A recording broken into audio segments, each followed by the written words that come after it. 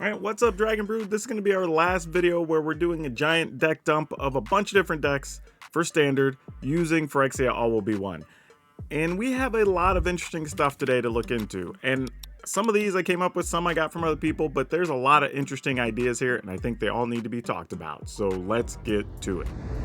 Alright, this first one I've got is a Selesnya, actually we're going to call it an Abzan combo humans deck, and this comes from Will Erker, a dude I came across on Twitter, had a really cool idea, something I was working on, but he actually approached it a bit better than I did, so we're going to go over his version instead.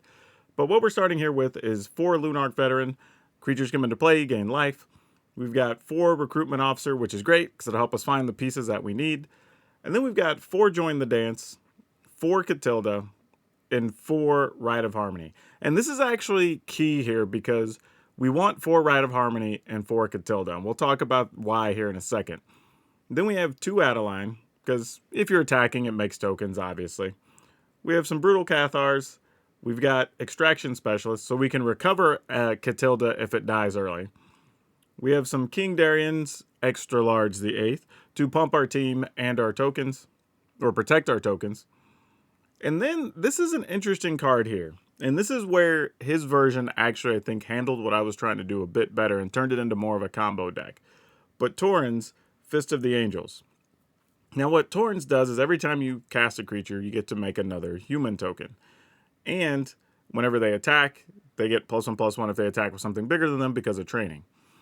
But when you combine that with Tyvar, Jubilant Brawler, now you really have something if you have a Catilda on board. Because Catilda lets you tap any human for mana. And Tyvar says you can tap without having to wait around for summoning sickness, right?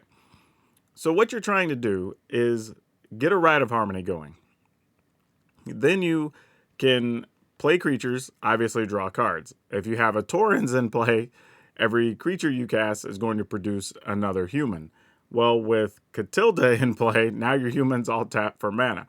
So you could realistically draw your deck or close to it all in one turn. Obviously, your board could get swept or whatever, but if your opponent literally doesn't sweep the board, they just die the next turn. Right? It's actually a pretty cool setup. And the neat part about this is you can use bits and pieces of this combo together. You don't need to even have the, we'll call it the infinite combo, right? Because if you just have Tauren's plus a couple things and you Rite a Harmony, like, cool, I'm going to draw 3 or 4 cards and reset my hand. Or maybe you have Tyvar with Catilda out already. And okay, cool, I'm going to play Adeline, I'm going to attack, I'm going to use Adeline and something, play another couple of bodies. Right? So you can build a board very quickly, even if you're not comboing with this deck, and I think that's very cool. Next up, we have Mono Black Aggro. Not a big surprise here. This is going to look like what you expect.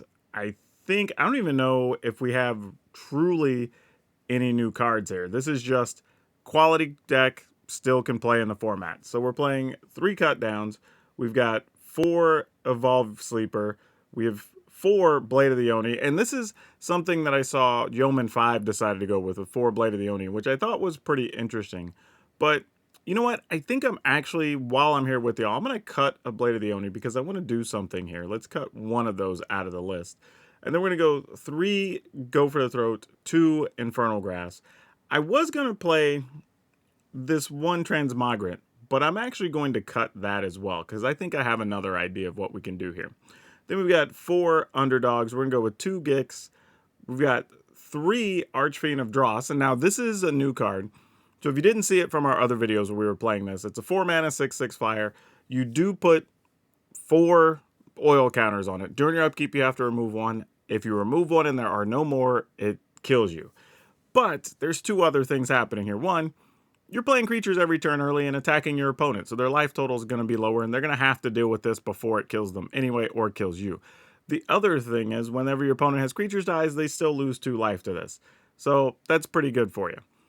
And then, of course, we have 2 Shieldred, we've got 4 Invoke Despair, and we have 3 Phyrexian Fleshgorger. And I think we're just going to go to max value on Archfiends, and I'm going to add a Shieldred. And I think that's where we're going to be. So we're going to add an Archfiend, I'm going to add a Shieldred. So now we got 4 Archfiend, 3 Shieldred, 4 Invoke Despair, and 3 Fleshgorger. And I think that's going to take care of us where we want to be. So really the only new card we're playing here are the 4 Archfiend of the Dross. And I think that's fine in general. I don't think we have to go crazy. I think that card's going to get a lot of work done. This overall, if you like mono black, this is very similar to what you have now, but I think this is a better shift. Now, don't be wrong, I think there's going to be a lot of people that say, but I want to play Obliterator in my mono black deck. I think that's fine, but I think there's going to be enough small creatures that your opponent could just chump block with a couple things. There's going to be a bunch of stuff making tokens. So, we'll see, but I think playing the Archfiend lets you just close the gap faster, especially if you play Archfiend followed by Shieldred. Now your opponent's kind of stuck between a rock and a hard place on how they're possibly going to lose this game. I think that's a better combination to go with. Now here's a fun one to rock with. This is just a Selesnya Aggro list. Playing several new cards here, starting with Evolving Adaptives. Comes in as a 1/1. Every creature you play that has higher power or toughness gives it an additional +1/+1. We've got Recruiter, again, the recruitment officer. 3 Skrelv. Skrelv shows up in a lot of lists that are going to be playing aggro and white. The card's just really dang good because it can protect your bigger threats. Then we have 4 Tyvar Stan. I think this is a card people are forgetting about, but we talked about that in previous season. I think this card is very good. Probably one of the best uncommons in the set. It's basically you get hexproof and indestructible, similar to you do with Tameo Safekeeping, but you don't get the life gain. However, the trade-off is you get to pay X and pump the thing however big you can afford to, which is huge, and it's an instant. So yeah, love that. Then we have 3 Intrepid Adversary to pump the team. We have 3 Malera to further protect things and keep some actual poison off of us, because we know some people are going to be trying that. We've got 4 Thalia, because that's good if we're playing aggro, right? And keeping those sweepers off of us. Along with Anointed Peacekeeper, which has Vigilance, which I love. This card's super good. We're playing 4 Brutal Cathar, and then our top end is 4 Phyrexian Vindicator. And the thing about Vindicator in this that's really good is we have Tyvar Stan. I don't want to call it Tyvar's Last Stand, but Tyvar Stan, along with Skrelv, and you have Malera. So you've got 10 other cards that actually can protect Vindicator. Not counting if you've already seen their hand with something like Peacekeeper, and you can keep some of their cards from targeting your Vindicator. Lands, we're not doing anything too fancy. The only thing I did was try to adjust the lands a little bit so that we have enough white sources to still put over the Vindicator, but not leave us without green sources so that we can still use Tyvar Stand and stuff. But yeah, this one, pretty cool if you're looking for a way to do Selesnya Aggro. This is another one that comes our way from Yeoman 5, and I actually opted to not change anything in this list. I think it's actually pretty close to what I would have built anyway, which is why I'm just showing it as is. So we've got 3, and actually this list overall, if you need a name for it, this is Mardu Tokens, I guess. But this is 3 cut downs. We have 4 Blood Tithe Harvester. We all know what this is. Oni Cult Anvil, great, because we have new ways to make artifact creatures now. We do have Bankbuster, happens to be an artifact, and lets us draw cards. Rite of Oblivion, because we're going to have tokens to be able to get rid of. Skrelv's Hive, which is great, gets to make more tokens. Now, the tokens can't block, but they do have Toxic, so why not? Seems good, right? But we get a token every turn, and you can sack the tokens to Oni Cult Anvil, so you can basically trade one that can't block for one that can if you need to. So, like, lots of cool little stuff you can do there. Additionally, Rite of Oblivion could let us get rid of Skrelv's Hive if our life total gets too low for some reason. It shouldn't, but if those weird corner cases come up, it is a way to get rid of it. Playing 4 Fable of the Mirrorbreaker, playing 4 Wedding Announcement as a way to pump our tokens, and then a card that I have in a couple of lists I'm going to talk about today, but Plated Onslaught. This card, very cool. Basically gives all your creatures +2/+0, but it has affinity for artifacts. So for every artifact, this costs 1 less mana. Well, if you have 3 artifacts or more, this only costs 2 white, which we're going to have quite a lot, considering that practically every card makes an artifact or is an artifact. So this is really, really cool. This should be a fun list for people. I'm going to rock this a little bit, but I think it should be pretty interesting and different than a lot of what other stuff you're going to see. All right, sorry I'm trying to race through these, by the way, but we're trying to get through 9 deck lists, and I want you'll have to sit through an insanely long video. But this one is a pretty interesting one as well. This is Azorius Artifact Aggro. And this one's pretty neat because we have 4 Hotshot Mechanic being an artifact. I think people forget that sometimes. Again, it's an aggro deck with white that wants artifacts, so we're playing Skrelv. But we're playing this Swooping Lookout. This is a card that in the preview season, I talked about that people are probably going to ignore, that it's going to fit lists just like this. It's a 1 mana 1/2 with flying and vigilance. So it means it can block opposing 1/1s. It also flies, and it can attack and block. And since we have multiple ways to pump it up, that's even better. Then we got Machiko's Reign of Truth, because we're going to have a bunch of artifacts. Patchwork Automaton, great because we have a bunch of 1-mana artifacts, so we should be able to get this power up very quickly. We have Skrelv's Hive, which is an enchantment, but it does make artifact creatures, which is pretty cool. And then we have Anax Sentry. We're going to have this in a couple of lists as well, but it's a card that we talked about in the preseason that basically does like Brutal Cathar, but it does let you get artifacts as well as creatures that cost 3 or less. And it's a 1/4, which is a sizable body, and it's an artifact itself. Then we have Malcator, which we've been trying to find a spot for this, and this is probably the closest we've got where it comes into play, it makes an additional artifact, 3/3 Golem, and then if you have 3 artifacts come into play that turn, you get an additional Golem. Now, that's not going to happen that often, but because we have the next card, Unctus, that gives all of our artifact creatures +1/+1, it can also turn some of them blue if they're not blue, and then whenever a blue creature hits your opponent, you get to draw and discard a card. This could help us find extra artifact creatures to play, ditching dead lands or whatever the case may be, so then we maybe get more triggers off of Malcator. So this is actually kind of interesting putting it all together. Then we have 3 Urza, Prince of Krug. Artifact creatures we control get +2/+2, and then we can create copies of artifacts that are soldier tokens, all that. But we're almost never going to use the activated part. We're really just playing it to give all of our stuff +2/+2. We all know how good Still Seraph is, so this isn't a surprise, just throwing this in here. And then there's, again, the Plated Onslaught we were talking about from the last list that has affinity for artifacts. When the majority of the deck is artifacts, you're going to be playing this for 2 mana pretty much always, which, again, when you have flyers and everything else, can make this really a solid way to end the game or a fairly good combat trick because it is an instant. Otherwise, nothing special here. Lands are what they are. We are playing a full set of Mishra's Foundry in here because it's an artifact creature you can attack with and get bonuses. But yeah, I did switch up a couple here. Also from Will Urker, he had a very similar list to what I was working on, so I want to give credit there where it's due as well. Now this next one's pretty interesting because it's a Bant artifact aggro list. That's a lot of words together.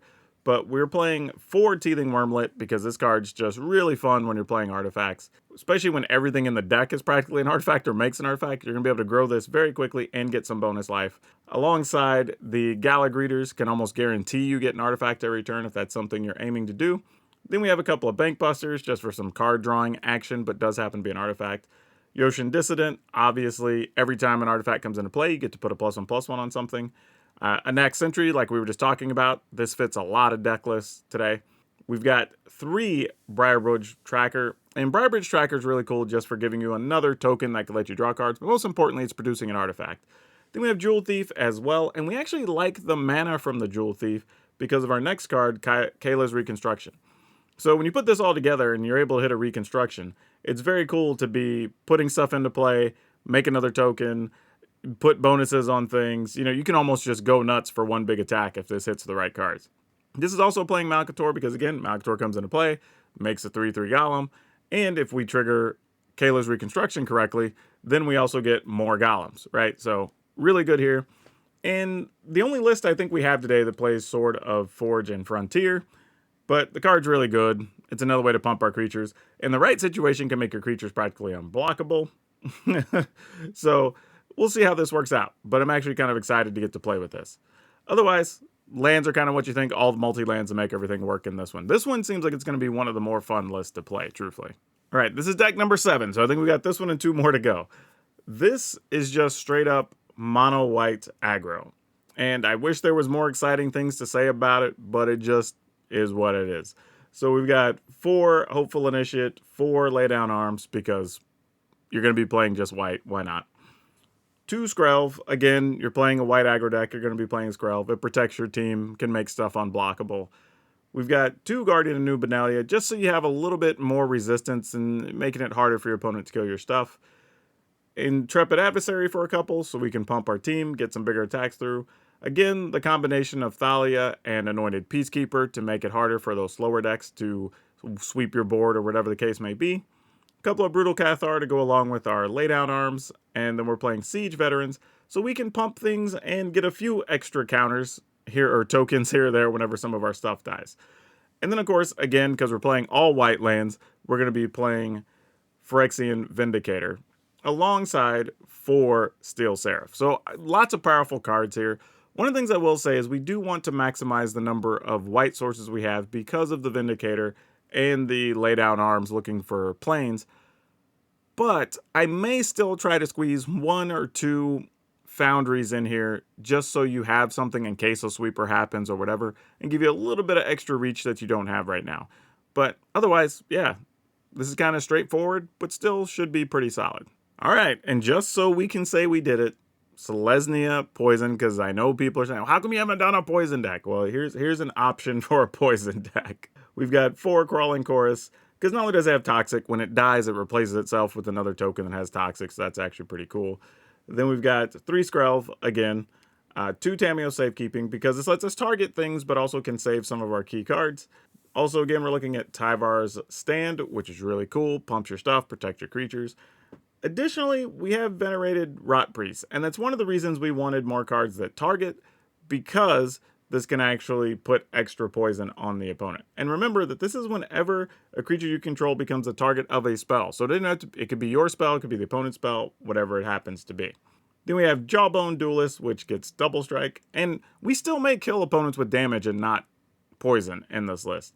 Ossification, it can remove a creature or a planeswalker. You put this on a basic land, and creature stays exiled until this goes away. We've got Skrelv's Hive, which again makes a token every turn that has Toxic. Slaughter Stinger gives +1/+1 to anything that attacks with Toxic. And then again, we're looking at Annex Sentry that has Toxic, but also can remove something, so it gives us a little bit more removal. And one of the cards we like a lot out of the set is Bloated Contaminator. Not a surprise there. The only thing we're doing with the lands is trying to make sure we have somewhere between 8 and 10 basics, so Ossification can still do something. And then maybe even playing like Seed Core, because all of our creatures are Phyrexians, and it helps us cast those pretty easy as well. But otherwise, pretty straightforward on this one, but it is a pretty solid option if you want to play an aggressive Selesnya deck that can try to poison the opponent out. And then finally, one that I think I'm going to enjoy a lot that just made the list. I believe, this is weird, I just realized we have like 3 Selesnya decks in this video, but this is a different Selesnya type deck because it's Selesnya Tokens. I know Tokens decks are a favorite here on the channel, and we decided we're going to do one right out of the gate. So we've got 4 Lunarch Veteran, because we're going to gain life, and this is important. We're going to play 3 Intrepid Adversaries to gain life, but also to pump our teams. 3 Join the Dance, 3 Catilda, 3 Reinforcement. All of these just getting us more creatures and, letting us get our mana up. 2 Rite of Harmony so we can get some extra cards later, but 2 Skrelv's Hive. I think this is going to be pretty key to this deck because it's just another run of tokens that we're making. And if we have a Lunarch Veteran, we're gaining life every time one comes into play anyway, so we don't even have the drawback of losing the life and getting the token. To the point that I'm considering trying to find room for a 3rd Skrelv's Hive, to be honest. Then we have Adeline, which is awesome because, again, you have all the token makers. King Darien, Extra Large the 8th, pumping all of our team, and being able to protect our tokens, which is pretty key. Especially if the opponent were to sweep the board and you have a few mites out, you could then start thinking about, can I just race this opponent with Toxic? Quite possibly. Don't know. We're playing 1 Queen all in all because we're going to have a bunch of things just making tokens pretty much guaranteed every turn, like Wedding Announcement. So if you have all things making tokens and you're getting bonus tokens, why not? And then because I love this card so much in the preseason, I really need to see if it's any good. I had to force it in here. Mondrak, Glory Dominus. I mean, we've got Join the Dance, Resolute Reinforcements, Skrelv's Hive, Adeline, the Queen also making tokens. And that's the crazy part, right? Because not only that, now you get a token. You're going to get a second one. The Queen's going to make a token because she saw you create a token. And then Mandrak's going to turn that into 2 tokens. So, this is like a weird just pile of token situation, which is very cool. And then we have the Wandering Emperor, because we need some amount of removal. But honestly, I don't even know if we do. We could possibly cut the Wandering Emperor, play another Mandrak, play another Skrelv's Hive, and maybe still be okay just going all in. And then we have 2 Rabble Rousing, because it should be fairly easy to get a pile of tokens and play whatever we want under it. Now, truthfully, I will say with this, Rabble Rousing is mostly just going to be for making tokens, not for playing some big over-the-top card. Because realistically, the best thing you're going to play under this is probably going to be either a Mandrak or something like a King Darien to be able to pump up your team. But either way, you should be able to get piles of tokens doubled up and be a nuisance to your opponent with this type of list. Oh man, I tried to keep that short, y'all. That was so many decks. Y'all let me know which of these you think are the most exciting, or if there's something that maybe I didn't cover here in the preseason that you're hoping to see on the channel at some point. Because I just realized we're going to have 18 or 19 decks I think we've done in the last 2 days worth of videos. So tons of stuff for everybody to start with. Different stuff depending on if you play various colors. So hopefully all of you can find a deck to play. But if you are looking for other deck lists, I do have this video that's got 3 more Golgari lists of different types if you want to check those out.